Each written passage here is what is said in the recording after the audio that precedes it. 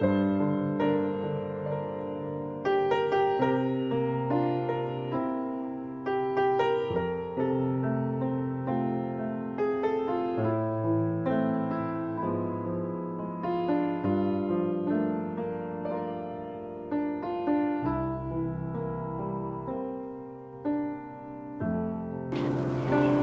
nós vamos pedir a Deus, a Jesus, aos nossos amigos espirituais, que nos envolvam nesse instante nas bênçãos de muita paz, de muita luz, de muito aprendizado. Que possamos nessa noite acrescentar, enriquecer a nossa alma com as palavras, com o ensinamento, com o conhecimento do nosso companheiro. Que Deus nos proteja e que a nossa reunião hoje nos traga muitos benefícios. Que assim seja. E agora, nós temos um prazer muito grande de receber conosco o José Roberto, que é presidente da União Espírita aqui da nossa cidade, do Rio Grande, que veio gentilmente conversar conosco e trazer a sua palavra e comemorar conosco nossos 17 anos. José Roberto. Boa noite a todos. É muito bom estarmos aqui numa instituição que tem o nome de Recanto de Luz. Me sinto gratificado nesse recanto, que deve ter bastante luz. Eu quero também aprender um pouquinho e desenvolver a minha. Aliás, é o que todos nós estamos fazendo aqui, né? Cada um procurando encontrar o seu recanto de luz interno, para que essa luz tome as proporções devidas nessa vida difícil, áspera, complicada, né? De que o planeta Terra não é fácil. Nós temos que fazer um esforço muito grande para fazermos a nossa caminhada. Bem, eu quero fazer algumas reflexões aqui com vocês a respeito dessa temática geral que a casa está trazendo na sua comemoração de 17 anos, né? Isso é fundamental para o movimento espírita, para a comunidade rio-grandina e especialmente aqui a comunidade do Cassino, né? Quando uma casa espírita surge, ela é um núcleo a irradiar um foco de luz para toda aquela comunidade, aquele núcleo, seu entorno, e é uma luz que se abre para a espiritualidade nesse diálogo intermundos, para que possamos construir aí uma sociedade que todos nós sonhamos no futuro mais justa e mais fraterna. Então, qual a contribuição da Casa Espírita para a comunidade? Vamos refletir um pouquinho, né? São muitas. Cada um de nós encontrou aqui, com certeza, nesta casa, encontrou respostas para as suas questões, suas problemáticas, né? Todos nós aqui encontramos, com certeza, quando encontramos um núcleo aberto no movimento espírita, encontramos acolhimento. E não só as respostas são profundamente assentadas numa base lógica, racional, né, de cunho filosófico, mas elas têm uma sustentação científica que nos faz compreender e não crer. A doutrina espírita não trabalha com a ideia de crença, ela trabalha com o conceito de compreensibilidade. Então vamos ver a importância dessa casa espírita, das casas espíritas, que hoje no Brasil, por ser o país por excelência espírita, mais de 10 mil casas federadas, isso catalogadas não só pela FEB, como pelo próprio IBGE, e mais de 10 mil casas não federadas. Então, imagine o tamanho desse Brasil espírita, né? Só no Rio Grande do Sul são quase 500 casas federadas, e quase o mesmo número não federadas. Então é um Brasil gigante aí, como pátria do Evangelho, que tem uma função social muito importante para o futuro. Essas casas elas ocupam esse espaço com uma tarefa muito pontual e específica de ajudar, de ser escola de almas, educandário, aonde nós nos autoiluminamos e através do conhecimento espírita nós fazemos a nossa caminhada ascensional como espíritos eternos que somos, de uma forma retilínea, convergindo para o alto, na busca da nossa própria transformação, e é no somatório do 1 mais 1 que nós vamos ter essa sociedade melhor. Mas vamos pensar nas primeiras, como é que surge uma casa espírita? Hoje há uma farta literatura aí que fala inclusive sobre as dimensões espirituais da casa espírita. Uma casa espírita, sabemos que ela surge primeiro no plano espiritual. Antes de nós reencarnarmos, nós assumimos o compromisso com os benfeitores espirituais que planejam programas que montam os nossos projetos reencarnatórios para trazermos como tarefa o trabalho, né, de atividade essa pontual de trabalharmos numa casa espírita, de fundarmos um núcleo, enfim, dependendo, cada um traz uma função dentro nessa bagagem. Os companheiros reencarnam, vão se encontrando e, aos poucos, as circunstâncias da vida vão encaminhando esses sujeitos para que eles possam ir se encontrando, e na medida que se encontram, as coisas vão se cristalizando. Mas antes, há toda uma caminhada, né? Como nós sofremos um processo de perturbação e de esquecimento desse passado, nós chegamos aqui, às vezes, quase que com a mente, a memória um pouco apagada, porque ao esquecer e sofrer esse processo de perturbação das existências pretéritas, nós chegamos aqui e mergulhamos no mundo material, aonde muitas questões acabam nos atraindo, né, a atenção, e a gente acaba convergindo para outros interesses. Vivemos num mundo de tal aceleração, com uma rotina muito exagerada, isso desde o momento em que nós construímos a primeira revolução industrial, né, e o mundo se materializou. E além disso, nesse processo, quando lá os iluministas no século do 18 para o 17 para o 18 pensaram numa emancipação da razão humana, a partir daquele momento nós acabamos enveredando para outros caminhos. Essa razão humana, ela acabou se instrumentalizando numa racionalidade então instrumental, aonde a lógica dos resultados é a nossa busca, né, dos interesses imediatos, dado a circunstância de necessidade de sobrevivência.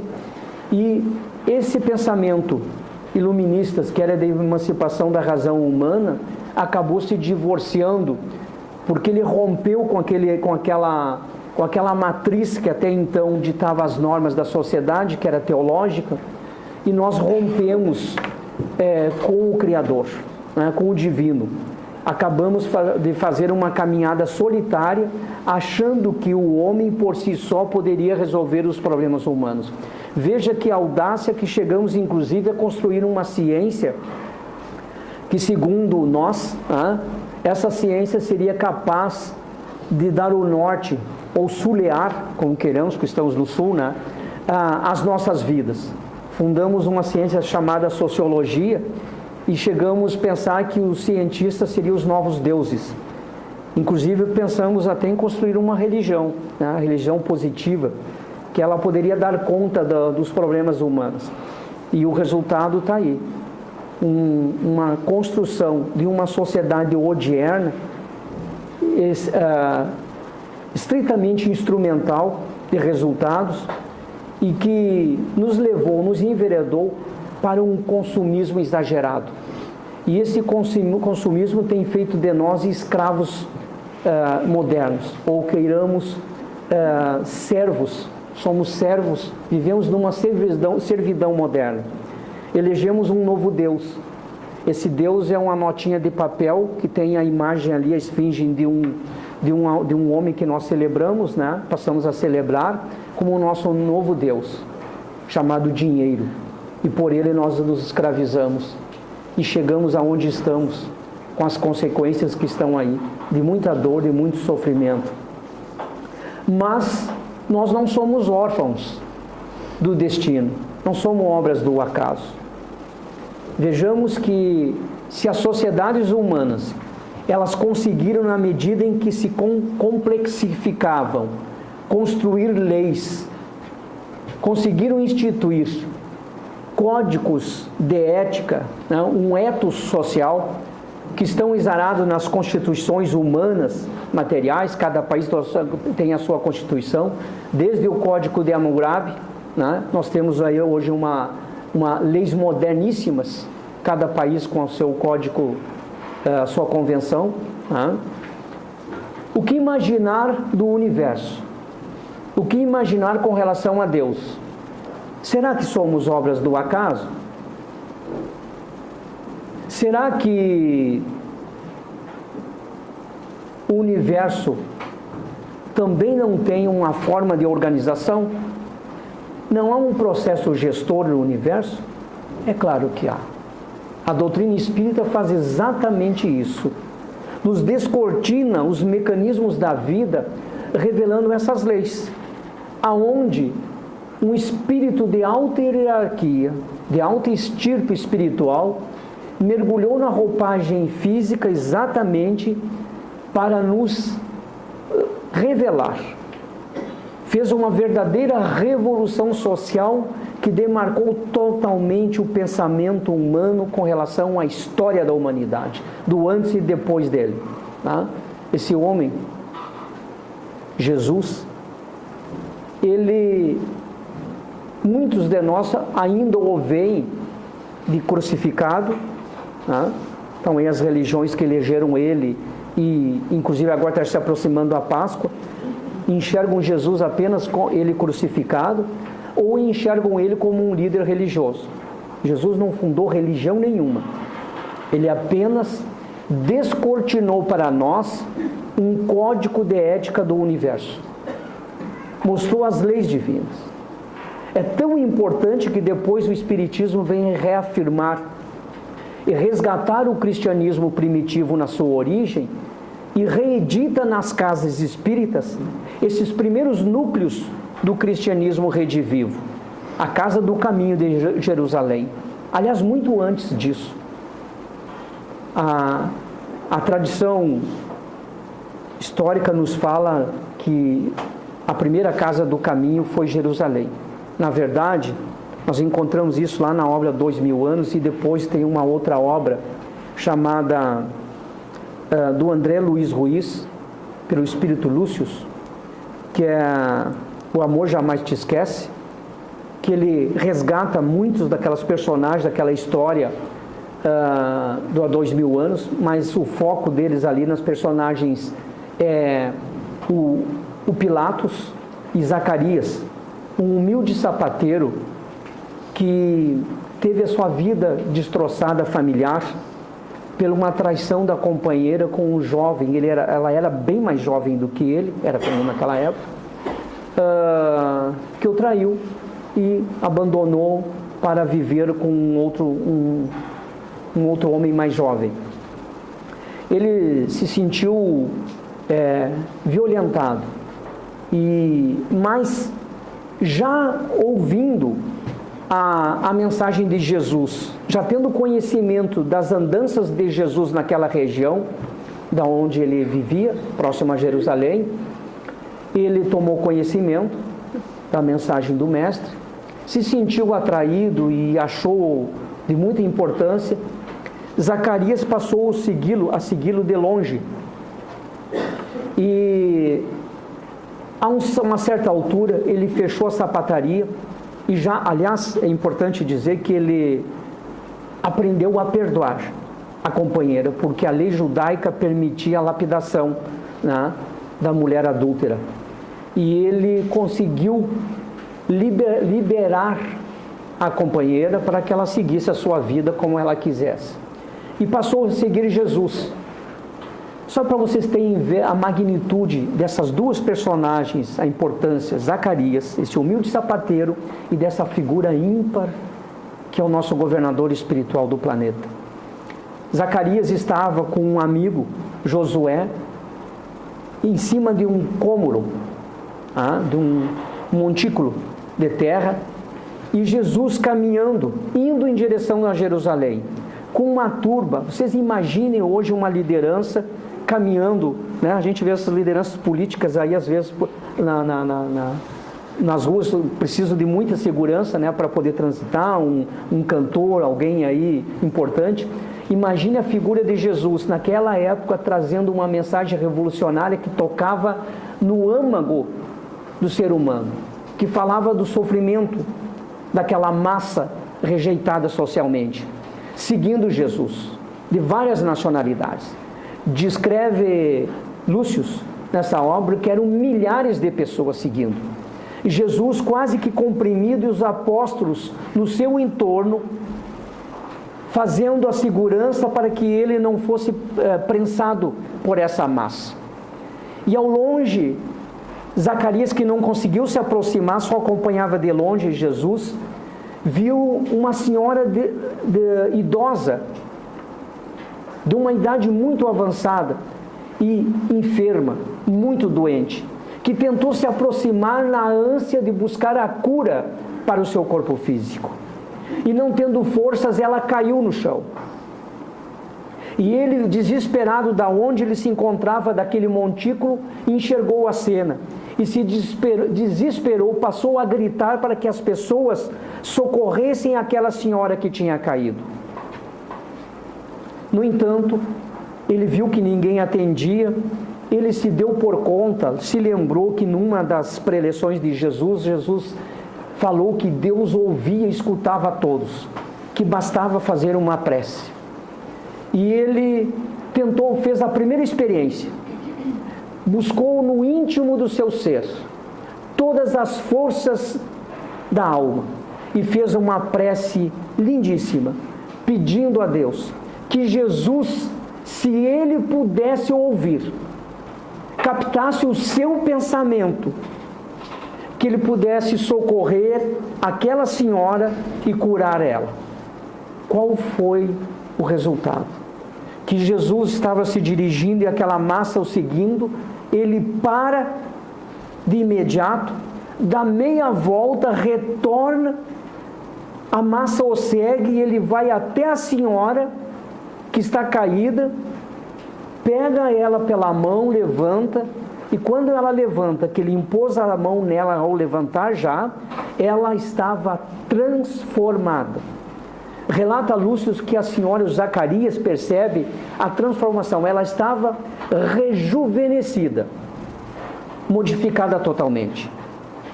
E ele fica entusiasmado, pensando consigo mesmo: mas será que Jesus me ouviu? Ele me escutou? Ele atendeu e socorreu essa senhora?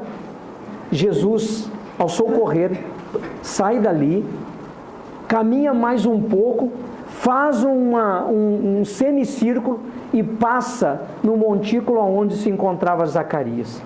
Olha, olho a olho para Zacarias e mentalmente diz para Zacarias, que recepciona porque era médico, sem saber, diz: muito obrigado pela prece que tu fez por essa senhora. Ela foi atendida, as tuas preces foram ouvidas. Ele ficou profundamente feliz, Zacarias, com aquela situação. E depois conta para Josué, todo temeroso: olha, eu não quero parecer aqui me exibir, né? Mas Jesus me ouviu. E o outro fica encantado. Num outro momento após isso, ele nunca tinha conversado com Jesus. E um dia ele fez parte daqueles 70 primeiros homens que saíram 2 a 2 que Jesus mandou para pregarem a boa nova. E a escolha dele foi a seguinte forma: nunca ele tinha conversado com Jesus. Jesus olha para ele e diz assim: Zacarias, faz favor, vem aqui. E Josué chamou pelo nome, e ele ficou estarrecido: mas como é que ele nunca me conhece, nunca me viu, como é que ele me chama pelo nome?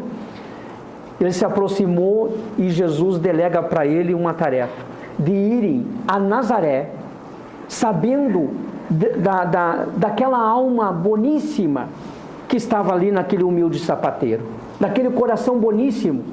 Manda a eles irem a Nazaré, preparar o ambiente, fazerem comentários sobre a boa nova, para que ele posteriormente pudesse se dirigir a Nazaré, que era a sua cidade, da onde vivia a sua família, né? Ele morava em Nazaré. Mas ele se dirige, ele está nas redondezas de Jerusalém, Jesus. E Zacarias vai então até a cidade, né, de Nazaré, e preocupado, como é que eu vou falar em público? Eu não sei nem falar, o que é que eu vou dizer? Eu não tenho essa capacidade.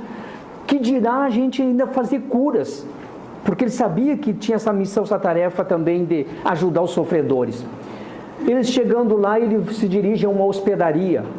E nessa hospedaria, neste momento, Pilatos estava se dirigindo para a região, para Nazaré, porque ele sabia que estava lá morando naquelas redondezas em torno do mar da Galileia, Públio Lentulus, o senador romano, que foi para lá para buscar a cura da sua filha que sofria com uma doença terrível, precisava de ar puro.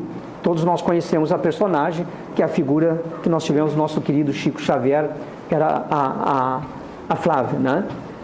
Ele se dirige, então Pilatos, na verdade, um homem mundano, um homem, na verdade, que naquele período era um homem de mau caráter, tá? Um homem promíscuo, ele vai para fazer a visita com segundos interesses.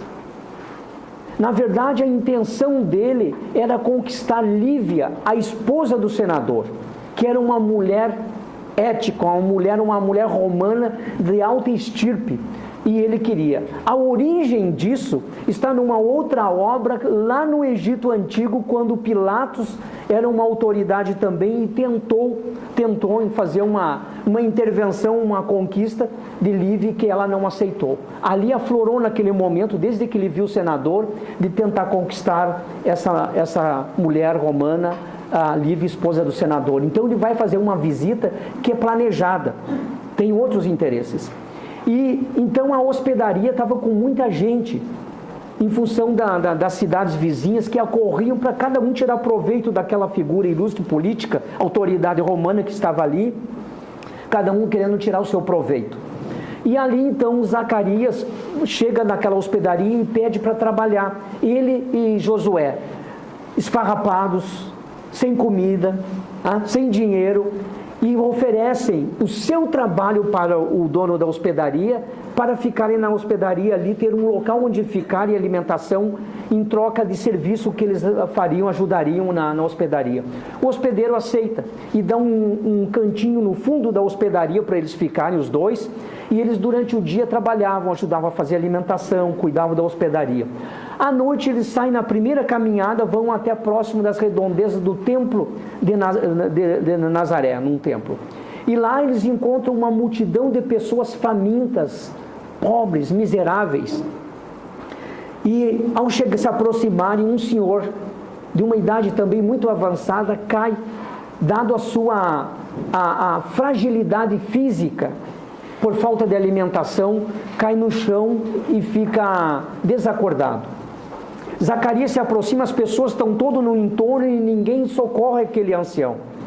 Zacarias com Josué se aproximam e, meio que perdidos, sem saber o que fazer, se lembram da prece de que Jesus orientou eles. E perceberam que ali estava a grande oportunidade deles mostrarem para que vieram, mas também tinham medo, que como é que eles fariam, eram pessoas comuns. E naquele momento então, eles impõem a mão e Zacarias faz uma prece lindíssima. E vejam, conta Lúcio, inspirado, Jesus encarnado, passou a inspirar eles, diretamente a agir. Então Zacarias era o médium de Jesus naquele momento. Não só curaram o ancião, como depois ele fez um belíssimo discurso envolvido diretamente pela personalidade de Jesus, que à distância atuava no psiquismo de Zacarias. Zacarias, então, passa a fazer, junto com Josué, uma série de curas. Depois são perseguidos pelos judeus. O dono da hospedaria se torna um dos primeiros cristãos. E aí leva para conhecer um outro homem que ele queria que ele ajudasse, porque eles passaram a ser vistos como um bruxo que curava. Levaram nas redondezas de Nazaré, numa casinha, uma choupana que o dono da hospedaria comprou, e lá colocou o irmão dele que estava com lepra. E ele, nos primeiros momentos, cuidou do irmão, depois abandonou, que nem alimento ele mais levava. Cuidava do seu negócio. A vizinhança que ajudava esse irmão do hospedeiro. Zacarias, chegando lá, realmente fazem uma prece e curam esse homem. Ele depois vai saber quem é ele. Foi o jovem que roubou a sua esposa e que agora estava com lepra. E a lepra, e ao ficar enfermo, a esposa abandonou e foi para uma casa de prostituição. E quando ele saiu, ele lembrou do que Jesus avisou ele. Lá vai ser o teu momento de redenção, momento de testemunho. E ele se lembrou naquele momento e realmente perdoou o jovem, curou, se torna também um cristão. Eles vão até a casa de prostituição, resgatam a ex-esposa que reconhece ele e leva para casa. Ao voltarem para onde estava Jesus, próximo de Jerusalém, eles deixam um outro ancião, o ancião que eles, o Caleb, que eles curaram naquela praça próxima ao templo, na casa com a ex-companheira dele, e lá é fundado o primeiro núcleo cristão. A primeira casa do caminho. Bem antes, um pouquinho antes da casa em Jerusalém, que é tido como a primeira casa do caminho. Ali está o primeiro modelo de uma instituição cristã, verdadeiramente cristã.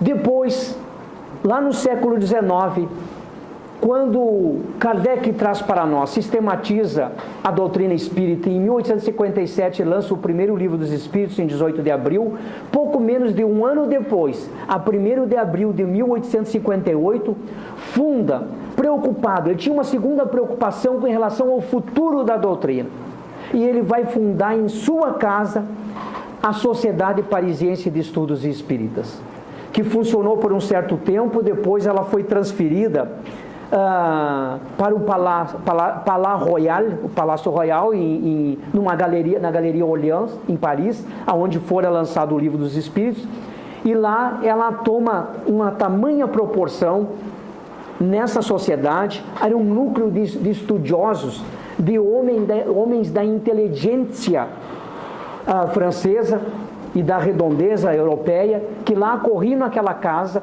para terem contatos com a novel doutrina que descortinava o mundo espiritual. Em 1868, ele, pressentindo a sua morte, ele cria uma comissão que haveria de dar conta dos destinos daquele primeiro núcleo de estudos, em relação ao futuro, à doutrina espírita. Esse grupo vai ser responsabilizado, vai ser responsabilizado, inclusive isso nós encontramos em obras póstumas, um estatuto, inclusive, de uma casa espírita, que ele deixa organizado. E delega essa comissão, inclusive, a que fundem biblioteca, que fundem um museu espírita. Ele vai se preocupar com várias questões. A partir dali, o espiritismo toma largos passos, e ao adentrar o Brasil e fazer a sua inserção cultural na cultura brasileira, na segunda metade do século XIX, nós temos na figura de Olímpio Teles de Menezes, em Salvador, um homem também intelectual, poeta, escritor, o primeiro a institucionalizar a primeira casa espírita no Brasil, em 1865. A partir dali, vai proliferar uma série de casas que serão institucionalizadas por esse Brasil afora. Inclusive, no final do século XIX, em nossa cidade, nasce o primeiro núcleo espírita do Rio Grande do Sul, em 29 de maio de 1887. Essas casas, elas tomam tamanha proporção e têm um papel significativo em nossas vidas. como diz Herculano Pires, que passam a ser. O centro espírita é um ponto visual de convergência do movimento doutrinário. Podemos figurá-lo como um espelho côncavo em que todas as atividades doutrinárias se refletem e se unem, conjugadas no plano social geral e não espírita. Uma casa espírita é isso.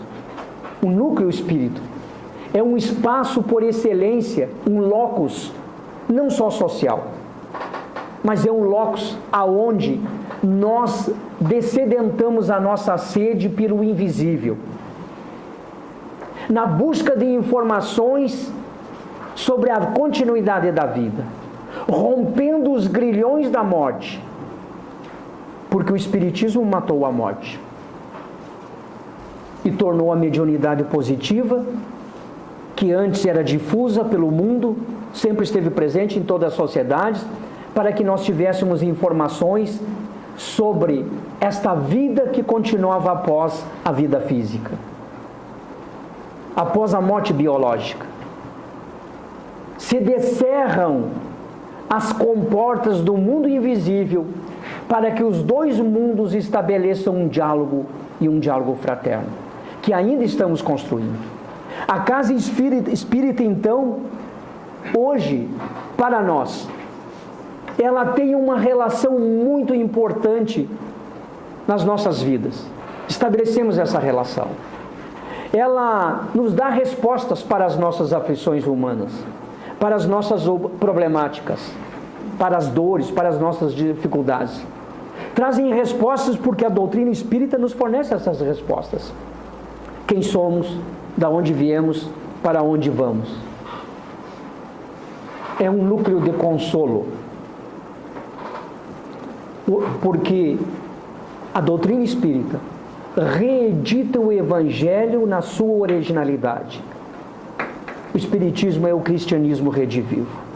E a casa espírita é a representação da primeira casa do caminho, das primeiras casas do caminho, onde os apóstolos fundaram núcleos após a partida de Jesus, levando o socorro aos necessitados, aos fragilizados socialmente, levando, não só fornecendo alimento, passaram a se organizar, colaborando os diferentes núcleos na medida em que iam sendo fundados, e especialmente depois com a chegada de Paulo de Tarso, ajuda material, faziam curas, aplicavam passes e faziam palestras.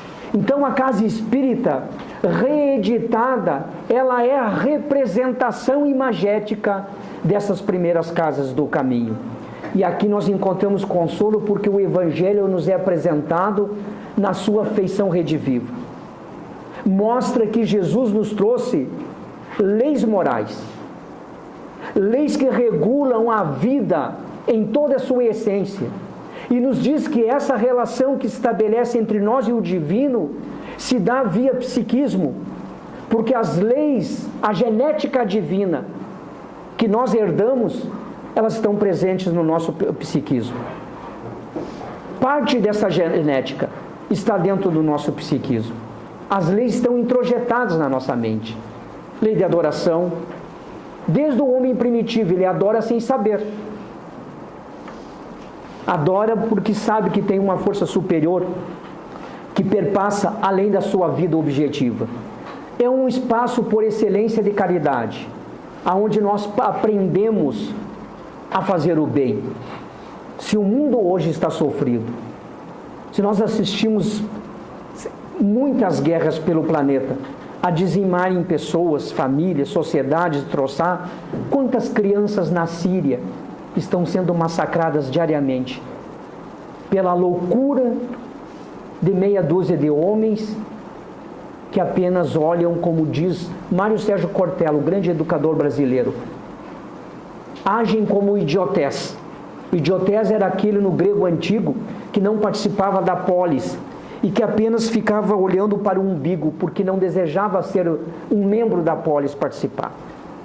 Quantos de nós na sociedade essa nossa moderna, tecnológica, cibernética, que apenas fica olhando para o seu umbigo, sem se preocupar com o outro.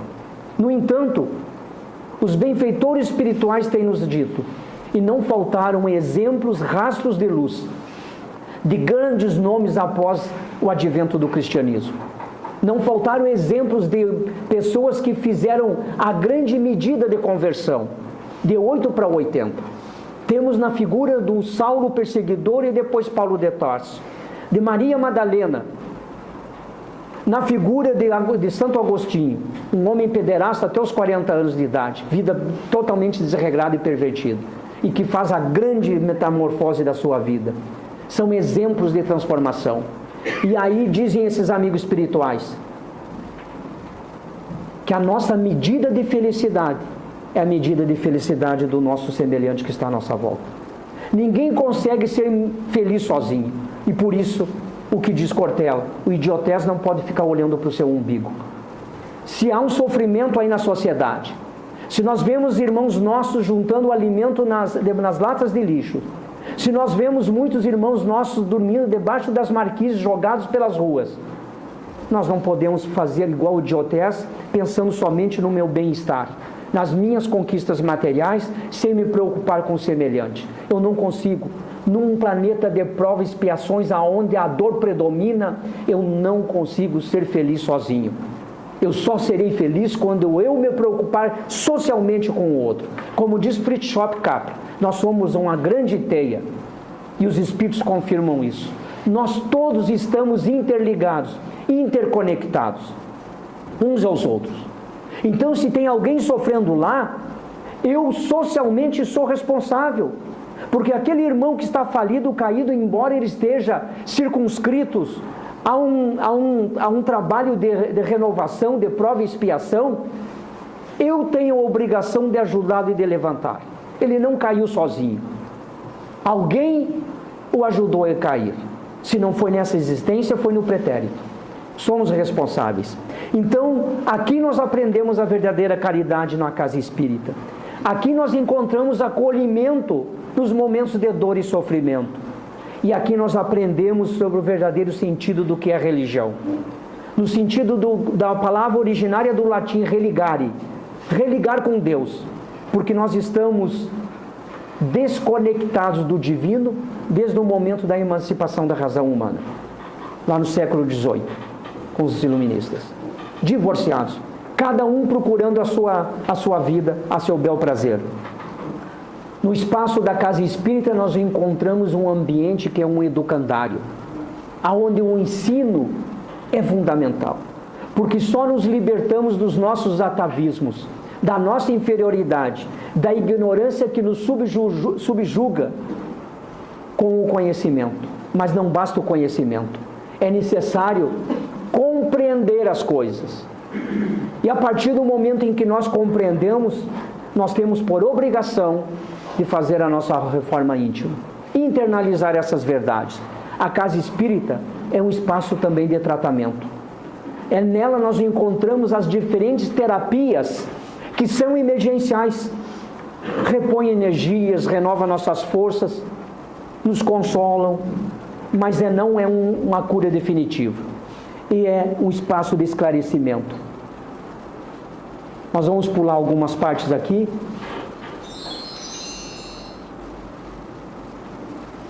Então o Espiritismo tem um papel fundamental na comunidade. A casa espírita, como núcleo responsável pelo movimento espírita, que é diferente da doutrina espírita, ela tem a obrigação de manter essa doutrina que tal como nós recebemos, de forma impecável no seu aspecto filosófico, científico e religioso, nas questões doutrinárias. O Espiritismo é uma doutrina do bom senso, do equilíbrio, de esclarecimento positivo dos problemas espirituais, não de hipóteses ou suposições imaginosas. Por isso, ela tem alto significado dentro das casas espíritas. O estudo, a prática, a fortaleza espiritual que nós encontramos na casa espírita. É fundamental a disciplina, aprendermos a nos disciplinar. a educação que a doutrina espírita nos oferece. Como não só a busca do conhecimento do Evangelho, de internalizar essas leis em nossas vidas, ela é uma medida profilática. Mas a casa espírita, ela se torna grande perante a comunidade, porque nelas nós encontramos esclarecimento através das palestras públicas, dos cursos, da evangelização da criança, do jovem e dos adultos, os grupos de estudos, a capacitação permanente que é fundamental. A doutrina espírita não se modifica na sua essência, mas as metodologias se renovam ano a ano. E isso é fundamental, nós estarmos sintonizados. Por isso a capacitação permanente, por isso a valorização do potencial humano. Todos nós temos potencialidades a sermos desenvolvidas. Compartilhar conhecimento é fundamental. E incentivar parcerias institucionais também. Por isso, meus amigos, já entrando para o final, nós queremos dizer do quanto a casa espírita é um manancial de luz. Como se vê, o centro espírita é realmente um centro de convergência de toda a dinâmica doutrinária, pois nele iniciamos todos nós, os neófitos. No espaço da casa espírita se revelam médiuns. Quantos médiuns foram revelados para a sociedade brasileira e por aí afora em outros países? É no espaço da casa espírita que se comunicam os espíritos. E quanto mais séria uma casa organizada e disciplinada, maior a presença da espiritualidade superior. Nele, educam-se crianças e adultos, preparando um futuro melhor. Libertam-se obsedados. Diz Herculano Pires: para cada encarnado libertado de um processo obsessivo, um desencarnado que nós conquistamos como um amigo e que passa a gravitar em torno da casa e da sociedade, que vai nos auxiliar a melhorar e higienizar o planeta. Estuda-se a doutrina em seus aspectos teóricos e práticos. Promove-se a assistência social a todos necessitados e cultiva-se a fraternidade pura que se abre aos portais do futuro. Então, aí nós temos a importância e o papel da Casa Espírita para a comunidade. Nós agradecemos a atenção de todos. Em nome da União Espírita, nós queremos agradecer, nos colocar à disposição de todos, dizer que a União Espírita está aí com uma série de programações para este ano, de trabalhos bem interessantes que nós temos agora em abril, o mês espírita, que já faz parte do calendário cultural do movimento espírita em nossa cidade. Todos os sábados, às 17 horas, lá no espaço do Juvenal Miller, nós teremos palestras, né, com todos os sábados às 17 horas. Logo nós estaremos divulgando os cartazes, enfim. No dia 25 de julho nós teremos uma palestra imperdível, que ainda não temos o local, o espaço, mas logo será divulgado, com Haroldo Dutra Dias, que estará participando aqui. E em agosto também nós convidamos já a todos, nós estaremos organizando caravanas para ir à nossa vizinha cidade de Pelotas, para assistir o Divaldo, a sua última vinda ao Sul, segundo ele. Então, todos convidados. Muito obrigado a todos.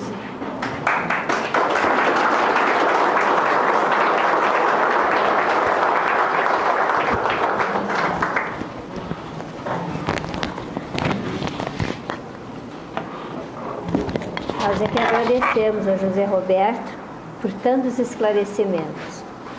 E encerrando a nossa reunião de hoje, nós queremos lembrar que amanhã, da palestra do Dr. Edson, às 20 horas, e segunda-feira, novamente, nós teremos aqui o José Roberto, e no dia 24, o nosso encontro. E também, lembrar que nós estamos aqui com as nossas lembrancinhas, quem tiver interessado, tem todos os preços aqui, coisas para a gente guardar, lembrança dos nossos 17 anos. Nós estamos com uma excelente promoção de livros, com os preços bem baixinhos, com bom desconto, para que a gente possa adquirir uma boa leitura. E vamos então agradecer a Deus, a Jesus, aos nossos amigos espirituais, por mais esta noite.